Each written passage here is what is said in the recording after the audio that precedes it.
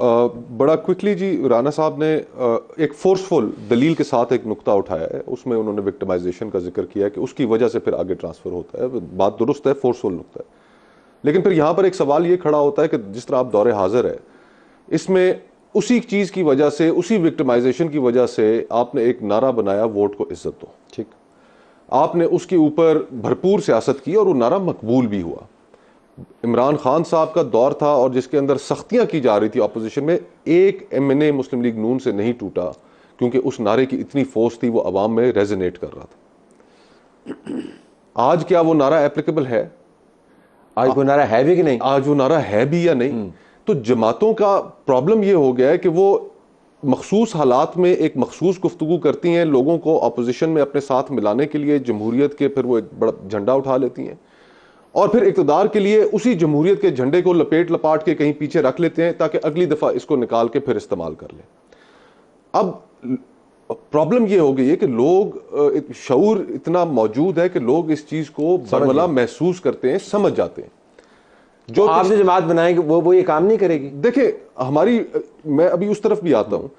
तो आज जमहूरी जमातों के लिए अब इलेक्शन जिस तरह है, अब तमाम जमातों ने जिस तरीके से इलेक्शन से फरार इख्तियार किया, नहीं वो तो डेटे में वो तो इलेक्शन की तैयारी कर ना। अब सीसीआई के अंदर जब नोटिफाई किया कि मरदमशुमारी को नोटिफाई करने के बाद इन्हें पता था कि इलेक्शन डिले हो जाएंगे, पंजाब में डिले हुए, खैबर पख्तूनख्वा में डिले हुए, फिर उसके बाद मौलाना साहब की कल स्टेटमेंट आई है और उन्होंने कहा है कि पहले मईशत फिर इलेक्शन।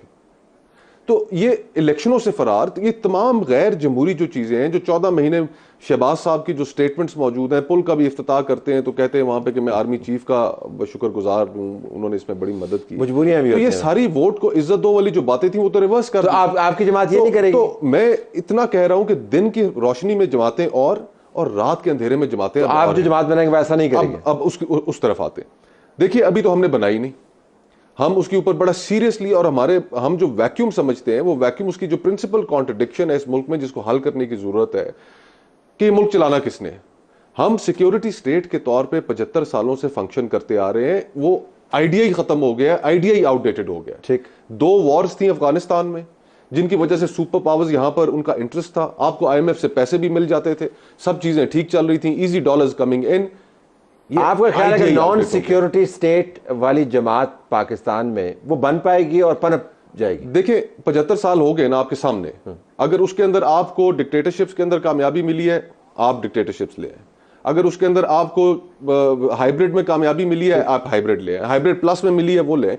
एक इंसान अपने गलतियों से सीखता है ना। इन 75 सालों में तो हमने हर एक्सपेरिमेंट करके देख लिया, तो एक दफा ये भी एक्सपेरिमेंट कर लें कि फ्री एंड फेयर इलेक्शन करा दें और उस फ्री एंड फेयर इलेक्शन के नतीजे में जिसको अवाम मुंतखब करें उसे 5 साल के लिए हुकूमत करने दें और फिर अवाम को ये एहतसाब करने दें। ठीक है, इसका मतलब है कि आप एस्टेब्लिशमेंट का सिफर रोल चाहते हैं ना। Country is at the cusp. ठीक है, अब आगे से एक बहुत बड़ा डिजास्टर है, या आप उस डिजास्टर से बचें या अपने आप को तब्दील करें। तो राना साहब ये जो बातें कर रहे हैं मुस्तफा नवाज साहब, ज़ाहिर है जवां साल सियासतदान है और गर्म खून भी है और आपने बताया बेबाक भी हैं, तो आप इनको कोई अपने तजर्बात की रोशनी में मशवरा देना चाहेंगे कि असी भी इंदियां बड़ियां गल्लां करते होंदे सां ते हुण देखो ना जरा फिर साडा की हाल होया कि नहीं?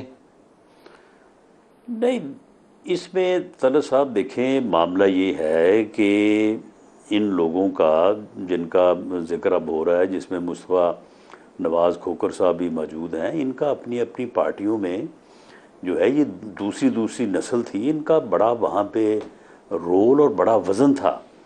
और मुस्तफा खोखर, मुझे मालूम है इनकी पार्टी में जब इनकी नाराज़गी चल रही थी तो ऐसा नहीं था कि किसी को कोई एहसास नहीं था, लेकिन बहरहाल बात जो है वो संभल नहीं सकी।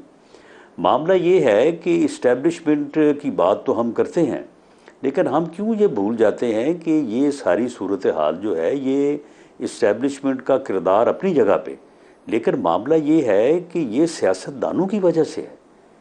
ये 90 की दहाई में पीपल्स पार्टी ने और PMLN ने जो आपस में एक दूसरे को जिस तरह से नीचा दिखाने के लिए जो है वो यानी दंगा फसाद किया, और उसके नतीजे में जो है वो इस्टेब्लिशमेंट को जो है वो मौका मिलता रहा। अब उसके बाद अगर वो दोनों समझ गए, संभल गए और उन्होंने चार्टर ऑफ डेमोक्रेसी कर लिया, तो उसके बाद एक ऐसा आदमी जो है वो सियासत में आन वारद हुआ और उसको अक्सरियत भी जैसे तैसे है वो हासिल हो गई, वो कहता है कि मैं किसी को छोड़ूंगा ही नहीं।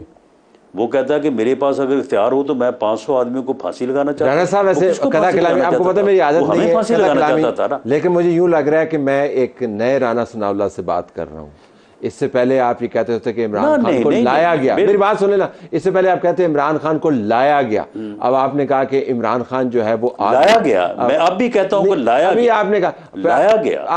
लाया गया। आप नहीं, पिछले सुन ले सालों ना। में ये कहते नहीं, चले आए हैं सुन ले कि इस्टेब्लिशमेंट की वजह से सियासत तबाह हुई है। अब आप कहते हैं सियासतदानों की वजह से नहीं, सुन ले सियासत ना, तबाह सुन हुई ले, है। चले, नहीं, सुन लेना।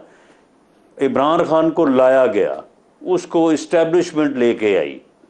आप मुझे बताएं कि जिस दिन वो वजीर आज़म बन के कौमी असम्बली में खड़ा था, जिस दिन उसे लीडर ऑफ द अपोजिशन ने कहा कि इमरान खान साहब आपको मुबारक हो, बैठें, चार्टर ऑफ इकॉनमी करें, उसी दिन बिलावल भुट्टो जरदारी ने कहा कि इमरान खान कदम बढ़ाओ, हम तुम्हारे साथ हैं। आप मुझे बताएं कि उस वक्त उसे किसने कहा था ये कि तुम इसका जवाब इस तरह से दो? उसने कहा तुम्हारी ऐसी तैसी, मैं तो तुमको छोड़ूंगा नहीं, मैंने तो तुम सबको जेलों में डालना है, और मैंने जो है वो तुम सबको जो है खत्म करना। वो तो जनरल बाजवा की जुबान बोल रहा था ना, जनरल बाजवा की जुबान बोल रहा था, वो तो इस्टेब्लिशमेंट की जुबान बोल रहा था। आपके पुराने बयान के मुताबिक इमरान खान का ही वाज अ टूल, ये आपके अपना स्टैंड है पार्टी का। सुन ले मेरी बात सुन ले। चलें, जिस दिन पुलवामा पे हमला हुआ, उस दिन शायद मुस्तफा खोखर साहब भी हो वहाँ पे मौजूद। वहाँ पे तमाम पार्लियामेंट की लीडरशिप 1.5 घंटा बैठ के इंतज़ार करती रही, और बाजवा साहब जो हैं वो उसके ऑफिस में जो साथ वाला कमरे में मौजूद थे, उनकी मिन्नतें करते रहे कि चलें जाके जो है वो सारी पार्टीज़ को ब्रीफिंग देनी। उसने कहा मैं वहाँ पे जाऊँगा तो मुझे इनके साथ हाथ मिलाना पड़ेगा, मैं तो इनको देखना नहीं चाहता, मैं तो इनको बर्दाश्त नहीं कर सकता, तो मैं तो वहाँ पे नहीं जाऊँगा।